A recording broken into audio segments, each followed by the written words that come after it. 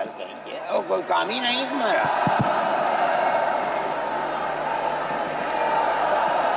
بسم اللہ الرحمن الرحیم. الحمد للہ نحمده ونستعینه ونستغفره ونؤمن به ونتوکل علیہ ونعوذ باللہ من شرور انفسنا ومن سیئات اعمالنا من يهده الله فلا مضل له ومن يضلله فلا هادي له ونشهد أن لا إله إلا الله وحده لا شريك له ونشهد أن سيدنا ومولانا محمدا عبده ورسوله. أما بعد، مسلم پرسنل لا بورڈ کے صدر محترم نائیڈو صاحب کے نائب صدر اور ہمارے مہدی صاحب، دوسرے حضرات جو یہاں بیٹھے ہوئے ہیں، اور یہ جمع غفیر لاکھوں آدمی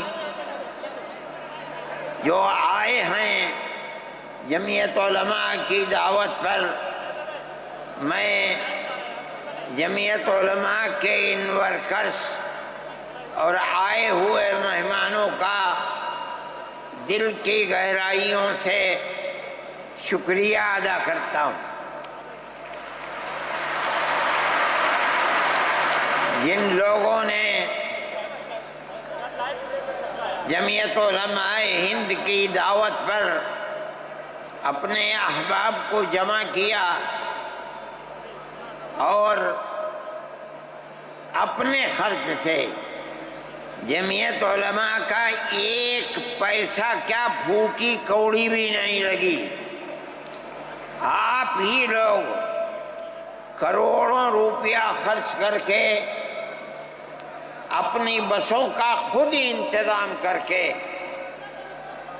یہاں تشریف لائے دعوت پر اور آ کر بیٹھے. جمعیت علماء ہند کے خدام کے دل میں اس کی بڑی قدر ہے. اللہ آپ حضرات کو اس کا بہتر بدلہ عطا فرمائے. میرے محترم بزرگوں، آج ہی کا مسئلہ یہ نہیں ہے. جمعیت علماء ہند کی ایک تاریخ ہے، اور ایسی تاریخ ہے اپنے اس ملک کے لیے جو کسی دوسری ہندو مسلم پارٹی کے پاس نہیں ہے.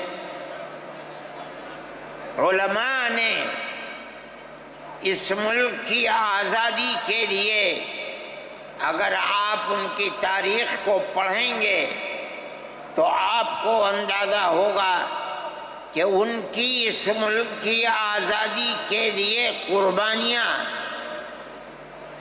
150 سالہ قربانیاں ہیں. کوئی اس ملک کے اندر ہندو مسلم ایسی پارٹی نہیں ہے جس کی تاریخ ایسی قربانیوں کی تاریخ ہو.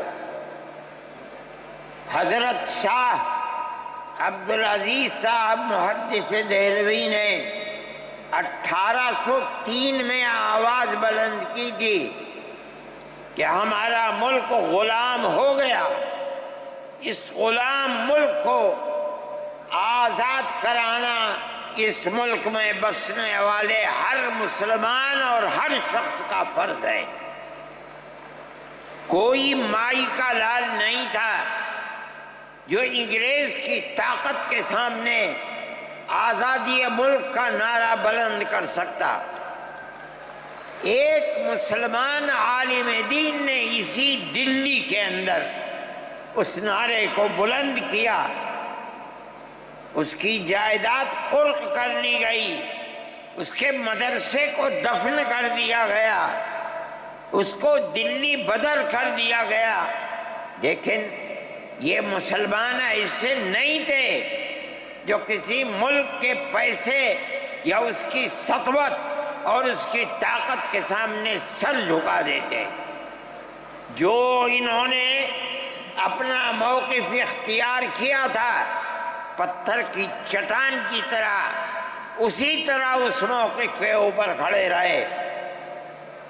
سب سے پہلا جہاد سن 1932 کے اندر ہوا، ہندوستانی لوگ تو جانتے بھی نہیں، اور اس کے اندر لوگ مر گئے، ختم ہو گئے۔ شاہ عبدالعزیز صاحب کے رشتے کے، ان کے قریب، ان کے اولاد میں شاہ اسماعیل شہید اور رائے بریلی کے شاہ احمد شہید، دونوں کے دونوں ختم ہو گئے، شہید ہو گئے بالا کوٹ کے میدان میں۔ لیکن پیچھے نہیں ہٹے۔ وہ لوگ جو بچ کر آئے تھے سن 1857 میں پھر جہاد کر دیا، اور اس کے اندر صرف اسی دلی کے اندر 33,000 مسلمان شہید کیے گئے، اور لال قلعے سے لے کر جامع مسجد تک درختوں کے اوپر ان کی لاشوں کو لٹکا دیا گیا۔ یہ مسلمان کی تاریخ ہے، علماء کی تاریخ ہے۔ بتائیں کون ہے جس کی زندگی کے اندر یہ تاریخ مل سکتی ہے؟ میں کہتا ہوں، لاکھوں آدمی کے سامنے کہتا ہوں، کوئی مائی کا لال ہے جس نے اس ملک کی اس طرح خدمت کی ہو جس طرح مسلمان علماء نے خدمت کی ہے؟ میرے بھائی، جمعیت علماء انہی مجاہدین کی بنائی ہوئی جماعت ہے۔ ہم تو ان کے جوتے سیدھے کرنے والے ہیں۔ ہمارا کیا کام ہے؟ ایک ہی کام ہے کہ انہوں نے جو جمعیت کی بنیاد کے اندر ہندو مسلم اتحاد اور ملک کے ہر بسنے والے کو ایک پیغام دیا تھا پیار و محبت کا، ہم اسی پیغام کو لیے بیٹھے ہوئے ہیں۔ ہمارا کام صرف اتنا ہے۔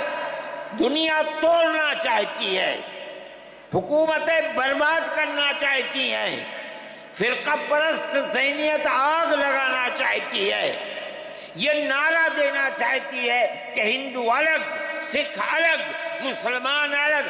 ہم کہتے ہیں نہیں، ہندو مسلم سکھ عیسائی بھائی بھائی۔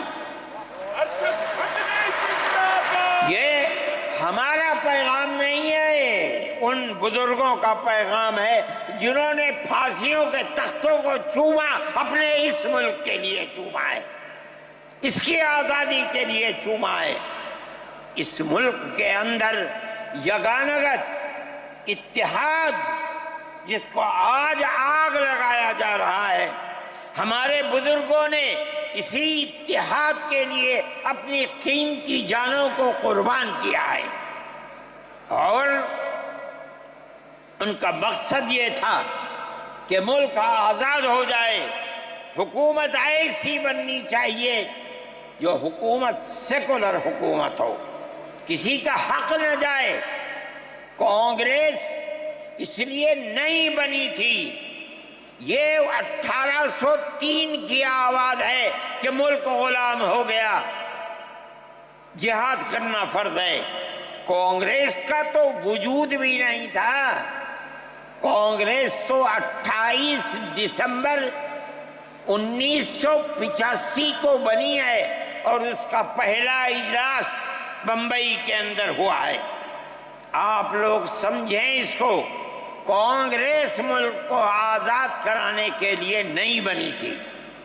کانگریس کی تجویز موجود ہے، وہ کہتے ہیں کہ ہندو مسلم ملک کے بسنے والوں کی اس جنگ و جدال سے دو جہاد سن 32 کا 1857 کا اس جہاد کے نتیجے میں جو برطانیہ کی حکومت اور ہندوستان کی حکومت میں دوری پیدا ہو گئی ہے، کانگریس کا مقصد تھا کہ اس دوری کو ختم کر دیا جائے، ملک کو اپنے گردن سے زنجیر غلامی کی نکال کر توڑ دیا جائے۔ کانگریس کا مقصد نہیں تھا۔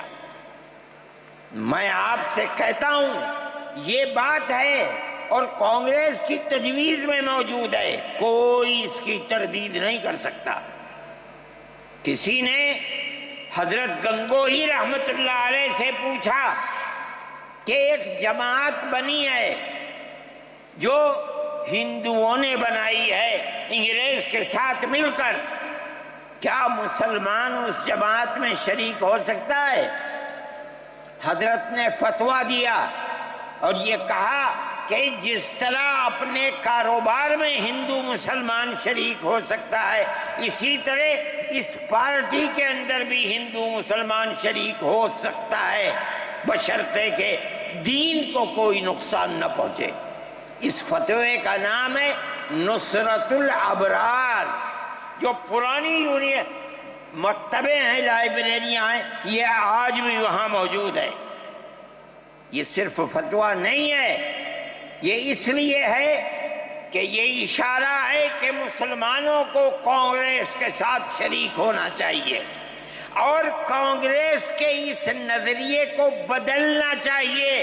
کانگریس کے اندر مستقل غلامی کی زنجیر کو توڑنے کے لیے اور انگریز کے ساتھ جہاد کرنے کے لیے تیار کرنا چاہیے۔ مسلمان جوق در جوق اس کے اندر شریک ہوئے، کانگریس کے اس نظریے کو بدل دیا اور کانگریس کو ملک کی آزادی کے لیے کھڑا کر دیا۔ یہ مسلمان کا، علماء کا، جمعیت علماء کا کردار ہے۔ کوئی مانے نہ مانے، تاریخ میں لکھی ہوئی چیزیں ہیں، ہم سے پوچھے ہم وہ تاریخ کی لکھی ہوئی چیزیں دیں گے۔ ہماری تاریخ کو مٹا دیا گیا۔ وہ طبقہ جو آج ملک کے اندر اسلام اور مسلمانوں کو دفن کرنا چاہتا ہے، وہ ہماری تاریخ کو دفن کرنے کے اندر کامیاب ہو گیا، مگر ہم کہتے ہیں یہ ہماری تاریخ ہے۔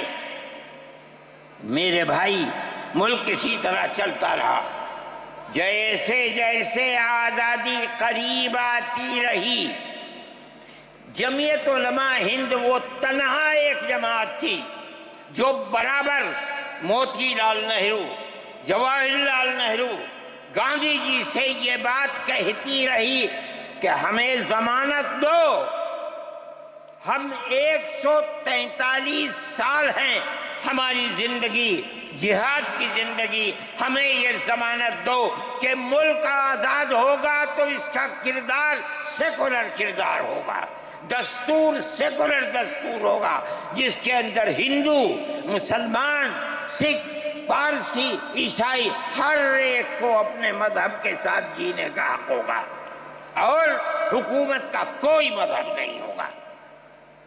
ہمارے پاس تجویزیں موجود ہیں، برابر ہمیں مفتی کفایت اللہ صاحب جو جمعیت علماء کے اس وقت صدر تھے، نام لے کر ان کے پاس موتی لال نہرو، گاندھی جی، یہ لوگ اپنی ورکنگ کمیٹیوں کی تجاویز بھیجتے ہیں، مفتی صاحب کرم فرما، مفتی صاحب یہ ہے کہ ہمارا ملک جب آزاد ہوگا ہم گارنٹی دیتے ہیں کہ ملک سیکولر ملک ہوگا۔ اس کا کیا مطلب ہے؟ ہمارا کردار، ہمارا مذہب، ہمارا وقت، ہر چیز آزاد رہے گا، مسلمان جس طرح چاہے گا اپنی زندگی گزارے گا، اپنے مذہب کو سینے سے لگا کر زندگی گزارے گا۔ میں یہ بات صرف ہوائی نہیں کہہ رہا ہوں، آپ غور سے اس تحریر کا ایک ایک لفظ سنیں۔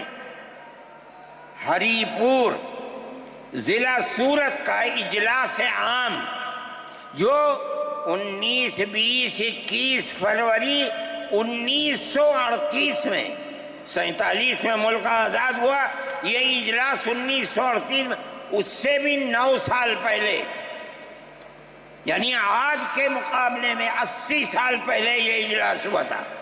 اس کے اندر تجویز دیکھیے آپ، ورکنگ کمیٹی نے 1937 میں اپنی کلکتے کی میٹنگ میں اقلیتوں کے حقوق پر جو تجویز پاس کی تھی اسے یہ کانگریس منظور کرتی ہے، اس وقت کی بات ہے، اور نئے سرے سے اعلان کرتی ہے کہ ہندوستان کی اقلیتوں کے تمدنی، مذہبی اور لسانی حقوق کی حفاظت کرنا کانگریس کا پہلا فرض اور بنیادی پالیسی ہے، تاکہ حکومت کی کسی بھی ایسی اسکیم میں جس میں کانگریس شریک ہو، اقلیتوں کو ترقی اور نشو و نما کا زیادہ سے زیادہ موقع مل سکے۔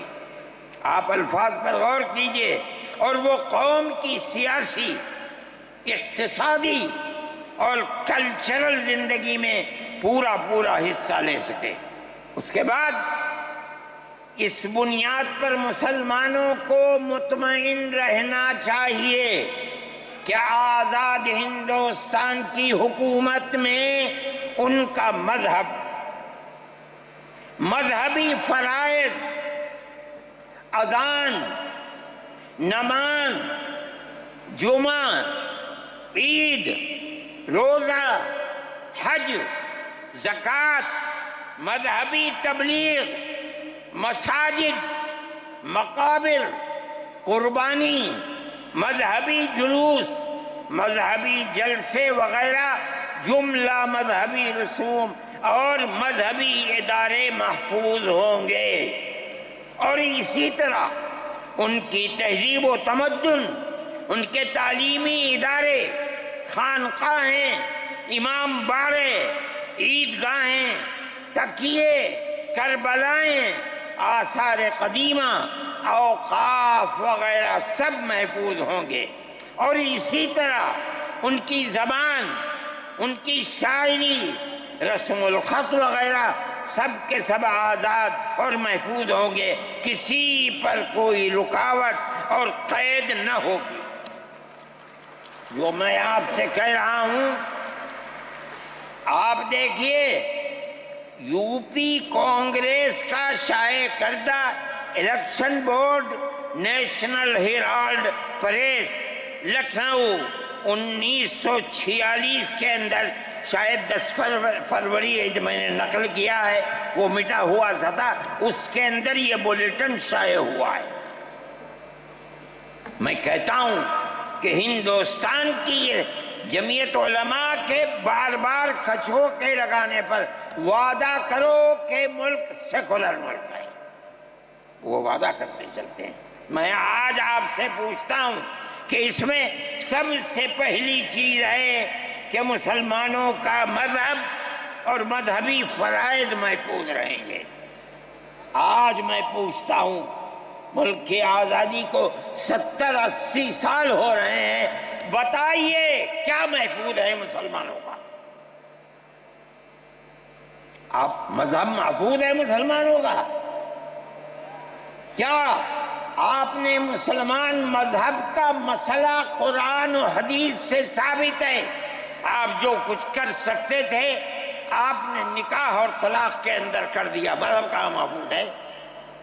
آپ کی حکومت اتراکھنڈ میں ہے، آپ یکساں سول کوڈ، یعنی کوئی تعلق مسلمان کا مذہب سے نہیں ہوگا، گورنمنٹ جو قائم کرے گی اس کے اوپر مسلمان کو چلنا ہوگا۔ کہاں کا سیکولرزم ہے؟ کیا مسلمان اس پر اطمینان کر سکتا ہے؟ آپ کی زندگی اور آپ کی حکومت کا بنیادی ناپاک پتھر یہ ہے کہ مسلمان کو اپنے مذہب سے آپ دور کر دیں۔ کیا آپ اسے قبول کریں گے؟ یہ آج کی حکومت کا یہ مسئلہ ہے۔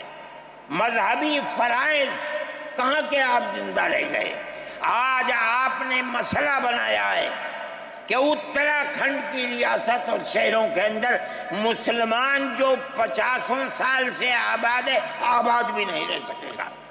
یہ آپ کا کردار ہے، یہ تصویر ہے اور ناپاک تصویر ہے۔ ہم کہتے ہیں جس تصویر کو آپ پیش کر رہے ہیں یہ تصویر سیکولر دستور کی تصویر نہیں ہے۔ ہمارا آج کا یہ کنونشن سیکولر دستور کی حفاظت کے لیے ہے۔ کہاں ہے جی؟ کیا کر رہے ہو؟ اس ملک کو، ملک میں رہنے والوں کے لیے جہنم بنا رہے ہو۔ جمعیت علماء اس کو قبول نہیں کرتی۔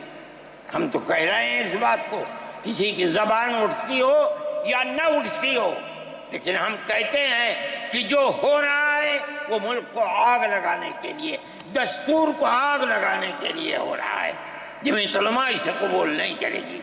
اگر جمعیت علماء نے اس بدترین حکومت جو یہ کہتی تھی کہ ہماری حکومت میں سورج نہیں ڈوبتا، جمعیت علماء نے کبھی اس کے سامنے سر نہیں جھکایا ہے، اس کے بعد ہم کس کے سامنے سر جھکائیں گے؟